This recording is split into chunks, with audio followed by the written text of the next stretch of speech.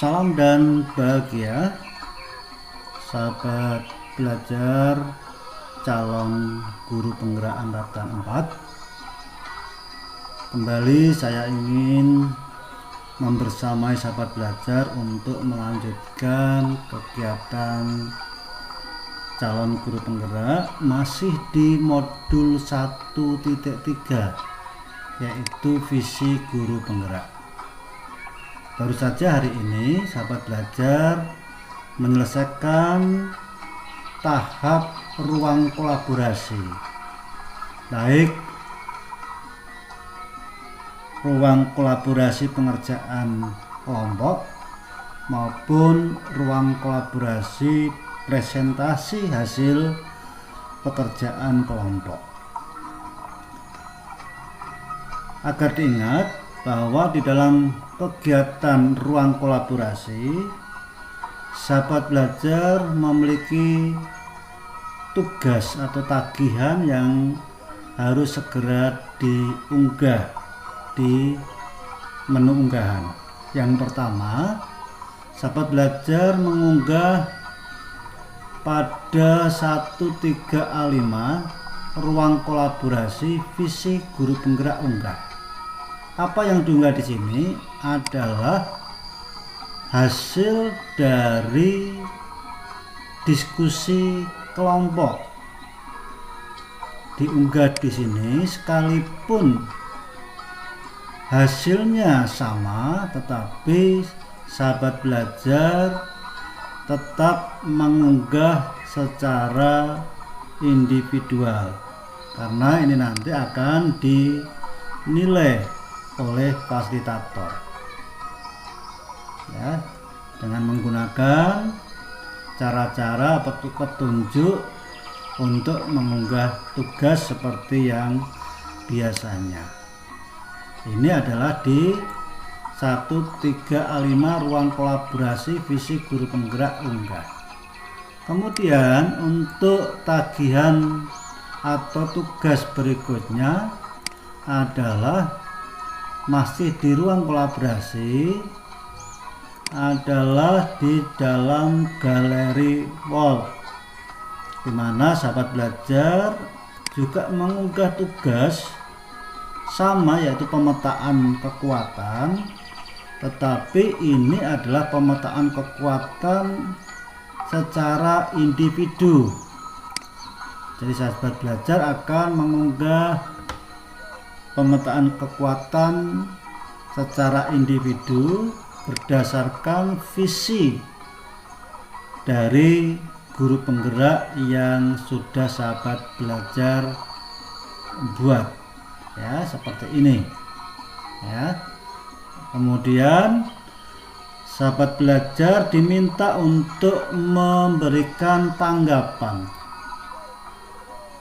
Setiap CGP diminta untuk memberikan komentar atau tanggapan minimal kepada 3 pekerjaan CGP dari kelompok yang lain. Jelas ya?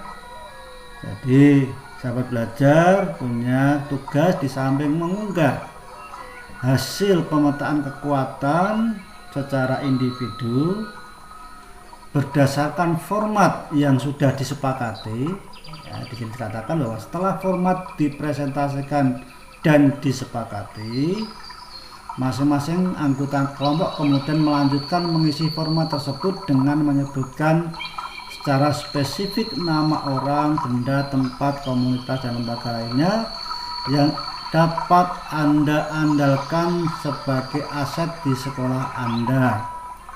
Ya, jadi di sini tugasnya adalah tugas secara individu. Kalau yang tadi adalah tugas secara kelompok. Demikian untuk yang modul atau tahap sebelumnya, dan saya akan memberikan atau akan menjelaskan tentang langkah selanjutnya masih di visi guru penggerak. Di modul 1.3 adalah tahap berikutnya setelah ruang kolaborasi adalah refleksi terbimbing. Kita akan masuk di sini 136. Apa yang harus dikerjakan oleh sahabat belajar? Nah, di sini sahabat belajar akan merefleksikan proses pembelajaran yang telah dilalui. Kemudian mengambil pembelajaran dari proses kolaborasi dan hasil pekerjaannya sendiri. Kemudian di sini dikatakan bahwa atau ditulis bahwa banyak hal yang telah coba dipelajari melalui 3 pembelajaran sebelumnya. Mari kita membuat refleksi 4P atas proses kolaborasi yang telah kelompok Anda lalui di pembelajaran ketiga. Artinya di ruang kolaborasi di dalam menyelesaikan tugas pembuatan pemetaan kekuatan dari setiap aset yang dimiliki. Kemudian gunakanlah poin-poin panduan 4P yang disajikan pada halaman berikutnya untuk menyusun refleksi Anda, ya. Jadi sahabat belajar nanti diminta untuk menulis refleksi dengan menggunakan model 4P. Kemudian setelah Anda melakukan refleksi, unggahlah hasil refleksi tersebut ke dalam LMS dan diskusikan bersama rekan CGP lain dan juga fasilitator, ya. Coba kita akan melihat di halaman berikutnya. Ini ada 6 halaman. Ini adalah halaman pertama sebagai pengantar. Halaman kedua adalah P yang pertama, yaitu peristiwa, ya. Kemudian peristiwa apa saja yang terjadi dalam diskusi. Sahabat belajar diminta untuk menuangkan jawaban Anda pada kolom note yang ada di bagian your note and question. Jadi nanti jawaban ini sahabat belajar tulis di sini, ya, sebagai P pertama, kemudian save, ya. Kemudian kita masuk pada halaman 3. P yang kedua adalah perasaan. Coba kita klik. Apa pertanyaan yang diajukan adalah perasaan apa yang muncul saat proses pembelajaran, ya, khususnya pembelajaran pada ruang kolaborasi, ya. Kemudian juga sama, sahabat belajar diminta untuk menuangkan pada your note and question, kemudian save. Kemudian berikutnya adalah P ketiga adalah pembelajaran, ya. Pembelajaran apa saja yang diperoleh melalui peta kekuatan. Jadi ini jawabannya juga sama, ditulis di dalam your note and question. Dan untuk P yang terakhir adalah perubahan. Pertanyaannya adalah, jika saya ingin membuat perubahan dengan konsep inquiry apresiatif, ya, artinya manajemen perubahan berdasarkan kekuatan, apa saja yang perlu saya pelajari lebih lanjut? Yang kedua, apa saja strategi yang dilakukan untuk melakukan atau melaksanakan perubahan? Sahabat belajar sudah pernah melakukan pembelajaran sebelumnya, terutama di eksplorasi konsep juga. Mungkin ini menjadi bahan untuk bisa melakukan refleksi, ya, pada tahap P yang keempat. Jadi P yang pertama adalah peristiwa, kedua adalah perasaan, kemudian ketiga adalah pembelajaran, dan P yang keempat adalah perubahan. Ini kemudian yang keenam adalah sebagai penutup,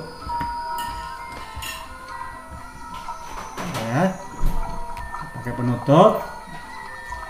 Ini Bapak Ibu telah melakukan refleksi individu dengan baik, ya. Silakan lanjutkan kegiatan berikutnya.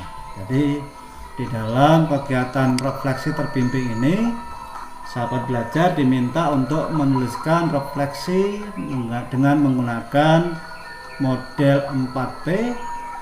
Kemudian sahabat belajar lainnya atau CGP lainnya diminta untuk memberikan tanggapan, juga tentunya fasilitator, ya. Itu yang bisa saya sampaikan pada tahap atau pada kegiatan di 13A6, yaitu refleksi terbimbing visi guru penggerak. Semoga bermanfaat dan semoga bisa dipahami oleh sahabat belajar.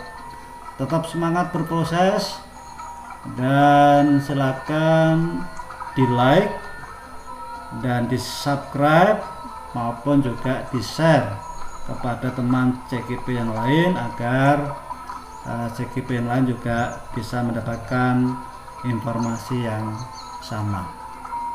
Demikian, tetap semangat, salam dan bahagia.